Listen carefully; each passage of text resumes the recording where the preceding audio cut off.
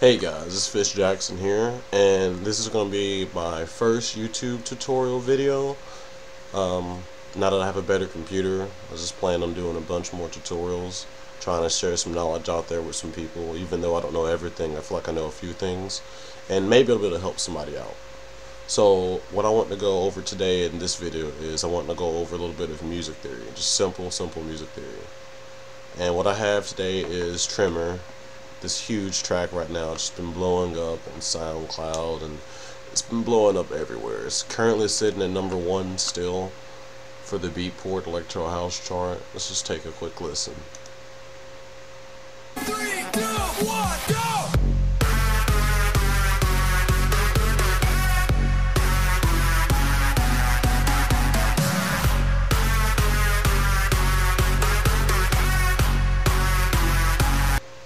So yeah, it's a huge track right now. I'm doing really great. And as we can see, the BPM since we're on Beatport is 128 and it's an F sharp minor. So I went ahead and just googled F sharp minor, pulled up Wikipedia, and you can get everything you need for the key right here if you don't know it like myself, because I don't know anything. But anyway, so here's what we're gonna do. I've recreated the lead right here, the MIDI notes.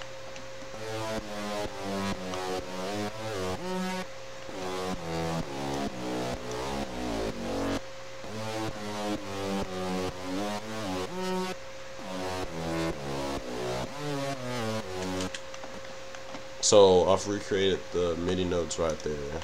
And like I said, remember it's an F sharp minor, so it would begin on F. And the interesting thing I noticed about when I was remaking this melody, this drop melody, it's such a great drop melody, but the thing I was noticing is it doesn't start on the root note, which would be F right here. It doesn't start on F. It starts on the third actually, which is A. So that's just like a reminder to when you're making your drops, like if your key is an F sharp or something, you don't necessarily have to start the first note of the drop off on F sharp, which is a common misconception, and I actually thought that myself, but learning new stuff every day. So if you look at the MIDI pattern, it goes down to F sharp right here, which is the root note, and it also goes up an octave right there to the other F sharp.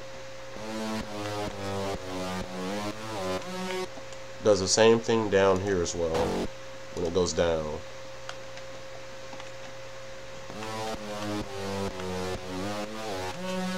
So I thought that was a pretty cool little melody thing. Another thing I do want to note is when I was making this melody, this last section right here,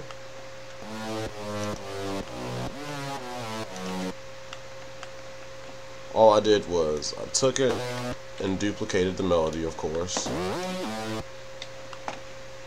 And all I had to do for the last part to change the ending of it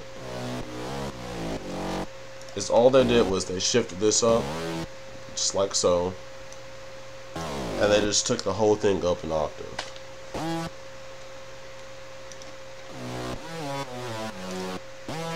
And actually it is a D. So it's the same exact melody, but in the end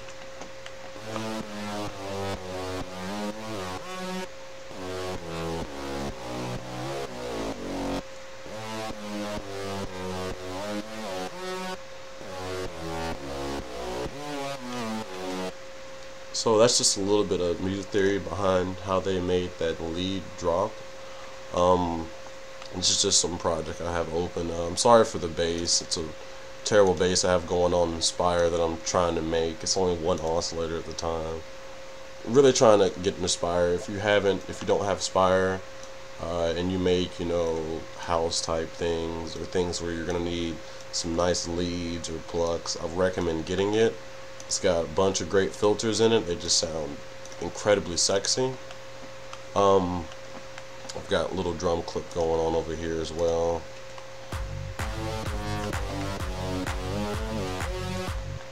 Also, another thing I have going on is I have some sidechain compression on the lead synth and some distortion over here.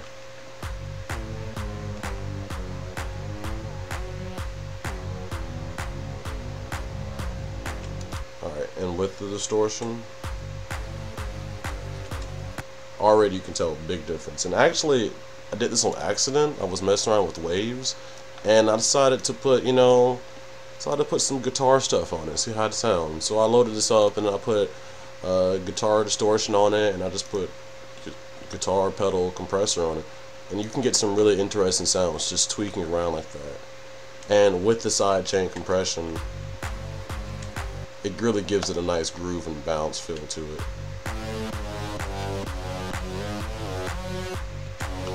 Also, another thing to note why it's louder is because of how heavy it's being sidechained. I also just brought up the makeup gain over here. As you can see, it's around +10, +11.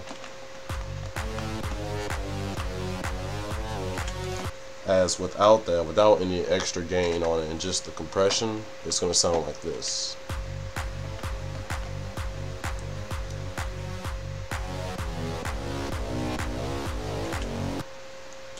Well, that's pretty much about it for today.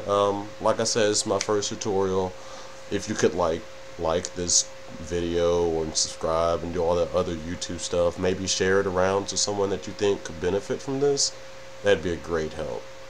So I guess I'll just catch you guys around. If you have any ideas, feel free to let me know and I'll see what I can cover. Take it easy.